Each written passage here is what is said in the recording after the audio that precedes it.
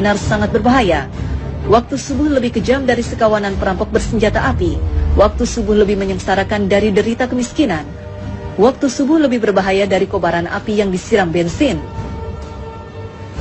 Jika ada sekawanan perampok menyatroni rumah kita dan mengambil paksa semua barang, emas dan semua perhiasan di gondolnya, uang cash puluhan juta ditilepnya, laptop yang berisi data-data penting Anda juga diembatnya, mobil yang belum lunas juga digasaknya, bagaimana rasa pedih hati kita menerima kenyataan ini?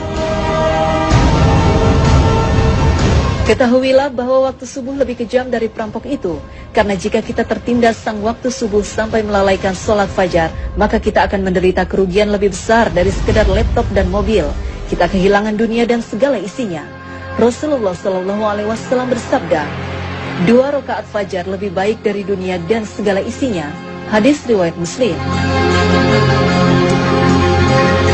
Waktu subuh juga lebih menyengsarakan dari sekedar kemiskinan dunia, karena bagi orang-orang yang tergilas waktu subuh hingga mengabaikan sholat subuh berjamaah di masjid, maka hakikatnya merekalah orang-orang miskin sejati yang hanya mendapatkan upah 1/150 atau 0,7% saja pahala sholatnya. Dan barang siapa yang sholat subuh berjamaah, maka ia bagaikan sholat semalam suntuk. Hadis riwayat Muslim. Kita bisa bayangkan sholat semalam suntuk berarti sholat yang dikerjakan mulai dari tenggelamnya matahari sampai terbit fajar. Benar-benar fantastis, sama dengan sholat selama 10 jam atau kurang lebih 150 kali sholat. Betapa agung keutamaan sholat subuh berjamaah ini. Betapa malangnya orang yang tergilas waktu subuh, orang-orang yang mengabaikan sholat subuh berjamaah di masjid. Waktu subuh juga lebih berbahaya dari kobaran api yang disiram bensin. Mengapa demikian? Tahukah kita bahwa Nabi menyetarakan dengan orang munafik bagi yang tidak mampu melaksanakan sholat subuh berjamaah?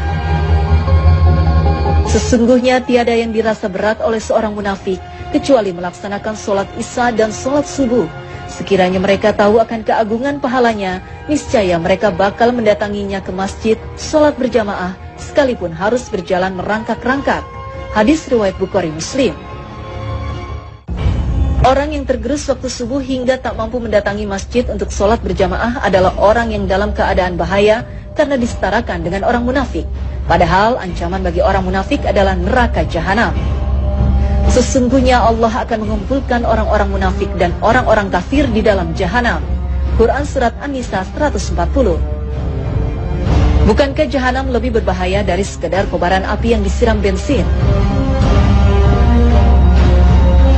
Nah, agar tidak merasakan tindasan waktu subuh yang lebih kejam dari perampokan, agar tidak terkena gilasan waktu subuh yang lebih menyengsarakan dari derita kemiskinan, dan agar tidak tertelan gerusan waktu subuh yang lebih berbahaya dari kobaran api, maka Allah berfirman, katakanlah, aku berlindung kepada Tuhan yang menguasai waktu subuh. Quran Surat Al-Falaq 1. Yaitu dengan memanfaatkan waktu subuh sebaik-baiknya, maka lakukan sholat sunnah dan sholat berjamaah di masjid.